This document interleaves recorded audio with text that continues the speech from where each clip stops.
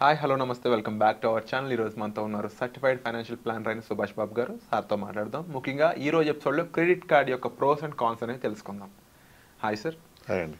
Credit card అనేది ఈ రోజుల్లో నాకు తెలిసి మ్యాక్సిమం 80% ఆఫ్ ఎంప్లాయీస్ అందరూ వాడుతున్నారు. ఎంప్లాయీస్లో 80% అందరి దగ్గర క్రెడిట్ కార్డ్ అనేది ఉంటుంది అనమాట. అయితే క్రెడిట్ కార్డ్ని సరిగ్గా యూజ్ చేయలేక లేకపోతే దాని పొటెన్షియల్ని రాంగ్గా యూజ్ చేసి నష్టపోయిన వాళ్ళు ఎక్కువ మంది ఉన్నారు. సో అసలు క్రెడిట్ కార్డ్ యూజ్ చేసే విధానం ఏంటి, దాన్ని ఎంత జాగ్రత్తగా వాడాల్సి ఉంటుంది అనేది చెప్తారా? క్రెడిట్ కార్డ్ అనేది చాలా కామన్గా మీరు అన్నట్టు ప్రతి వాళ్ళ దగ్గర 1-2 కార్డ్స్ ఈజీగా ఉంటున్నాయి, maybe more based on their interest to get cards. So అసలు క్రెడిట్ కార్డ్ వాడాలా అక్కర్లేదా అనే టాపిక్ వస్తే ఉండడం మంచిదే క్రెడిట్ కార్డు.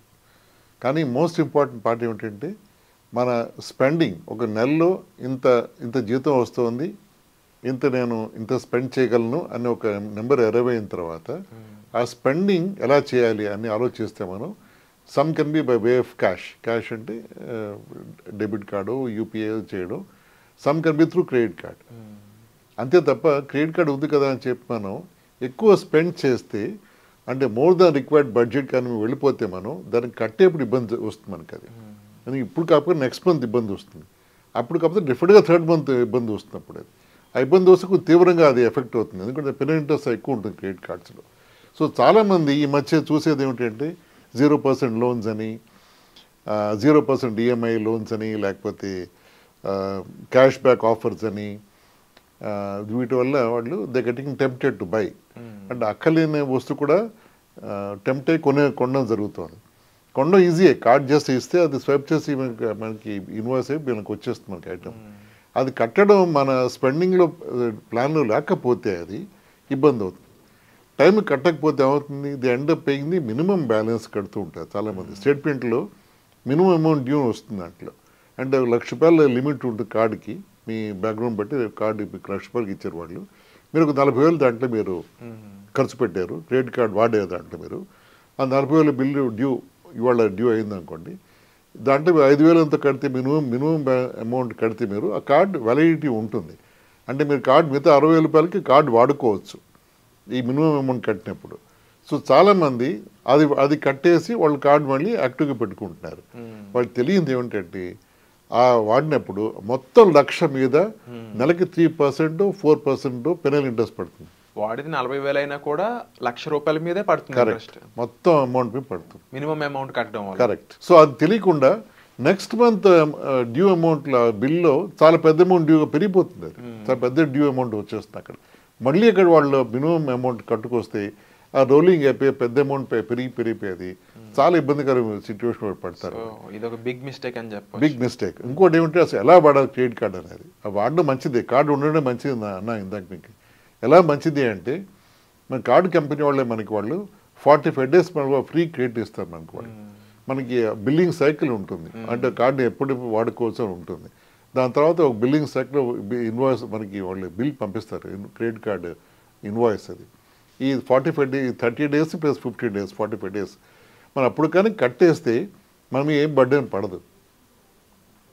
కట్టకపోతేనే మనకి వచ్చి పెనల్ ఇంట్రెస్ట్ పడుతుంది. సో మనం తెలివితేటలుగా ఇందాక చెప్పినట్టు నేను ఒక బడ్జెట్ వేసుకునే ఫ్యామిలీలో నేను కార్డు వాడతాను, పెట్రోల్కి వాటికి కార్డు వాడతాను, ఇంకా క్యాష్ వాడదాను అని అనుకున్నప్పుడు రెండూ కలిపి వాళ్ళు అనుకున్న బడ్జెట్ లోపలే ఉంటే ఇబ్బంది లేదు. నార్మల్గా క్రెడిట్ కార్డు చేత ఉంది కానీ మనం స్వైప్ చేసి వెళ్ళిపోతే ఆ బడ్జెట్ ఓవర్ షూట్ అయిపోయి వాళ్ళు ఇబ్బంది పాలు అవుతారు.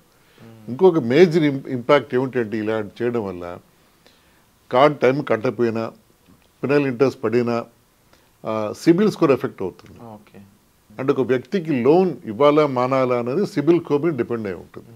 సిబిల్ బాగుండే ఉంటే 800 అండ్ అబోవ్ సిబిల్ స్కోర్ ఉంటే that is deem to be good. Below 800 ఉంటే కొంచెం ఇబ్బందిగా క్యాండిడేట్ అర్థమవుతుంది వాళ్ళకి, ఈ లోన్ ఇచ్చే వాళ్ళకి. ఎవరైనా లోన్ కావాలని అప్రోచ్ అయినప్పుడు వాళ్ళు సిబిల్ స్కోర్ డేటా తీస్తారు, అది మాస్టర్ డేటాబేస్ ఇండియాలో. ఆ స్కోర్ మీద ఎఫెక్ట్ అవుతుంది. క్రెడిట్ కార్డు మాటిమాటికి మన టైం కట్టకపోయినా, పెనల్ ఇంట్రెస్ట్ కట్టినా, మాటిమాటి లోన్ కావాలని ఎవరిని అడిగినా బ్యాంక్స్ మనం ఆన్లైన్ లాగిన్ చేసేసి 10 lakhs లోన్ కావాలని లాగిన్ మన డీటెయిల్స్ వేసి మనం కొటేషన్స్ తీసుకుంటుంటారు చాలామంది. అంటే ఏదో టైం స్పెండ్ చేయాలని, కొనాలని దూరంగా ఆలోచన ఉన్నా కూడా అలా చేసినా కూడా సిబిల్ స్కోర్ ఎఫెక్ట్ అవుతుంది. సో సిబిల్ స్కోర్ ఎఫెక్ట్ అయితే డైరెక్ట్గా వాళ్ళకి లోన్ అమౌంట్ తగ్గిపోతుంది. లోన్ అమౌంట్ తగ్గకపోయినా ఇంట్రెస్ట్ రేట్ పెరుగుతుంది. ఒకళ్ళు మరీ సిబిల్ స్కోర్ బాగాలేకపోతే అసలు లోన్ రాదు అని చెప్పే పరిస్థితి కూడా వచ్చేస్తుంది. సో కంప్లీట్ ఫైనాన్షియల్ బ్యాక్గ్రౌండ్ దెబ్బతినే ఛాన్స్ ఉంది. కరెక్ట్. అందుకని ఈ క్రెడిట్ కార్డ్ కానీ ఈ లోన్స్ కానీ చాలా జాగ్రత్తగా మూవ్ అవ్వాలి. ఆ మంచి డబుల్ ఎడ్జ్ స్వర్డ్స్ అని అనుకోవచ్చు. వాటి జాగ్రత్త వాడుకుంటే మనకి అడ్వాంటేజ్, వాడుకోకపోతే మనకి ఇబ్బంది. Wonderful sir. అండ్ ముఖ్యంగా ఇలాంటి జాగ్రత్తలు ఎన్నో మందికి తెలియక చాలా తప్పులు చేస్తూ చాలా ఇబ్బంది పడుతూ ఉన్నారు. ఎందుకు డబ్బులు కడుతున్నామో తెలియకుండా ఎంతో వడ్డీ కట్టేస్తూ వెళ్ళిపోతూ ఉన్నారు అనమాట. సో ముఖ్యంగా మినిమం డ్యూ అనేది కాకుండా కంప్లీట్ హోల్ అమౌంట్ ఏదైతే డ్యూ ఉందో అది మొత్తం కట్టేసి సేఫ్ సైడ్గా ఉండాలి. అండ్ 45 days సర్కిల్ టైంని ప్రాపర్గా యూజ్ చేసుకుంటే ఎక్స్ట్రా అమౌంట్ ఉన్నట్టే దగ్గర. Correct. And thank you so much for the tips sir. Thank you అండి. Thank you.